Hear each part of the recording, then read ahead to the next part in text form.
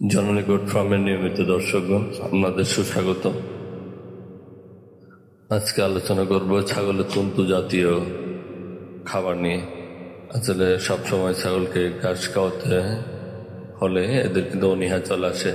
এদের কিন্তু গরুর মতো অভ্যাস না। গরু তো সবসময় ঘাস খেয়ে জীবন ধারণ করতে পারে, কিন্তু ছাগলের একটু ব্যতিক্রম। এরা কিন্তু তন্তু জাতীয় জিনিস অ্যাড করতে হয়। তন্তু জাতীয় খাবার কিন্তু ছাগলের খাদ্য লিস্টের মধ্যে পড়ে। এগুলা ওদের পাকস্থলীতে হজম ক্রিয়া এবং রোগ প্রতিরোধ ক্ষমতা বৃদ্ধির জন্য তন্তু জাতীয় আমরা লতা পাতা গাছ এগুলোর কিন্তু প্রয়োজনীয়তা অপরিসীম।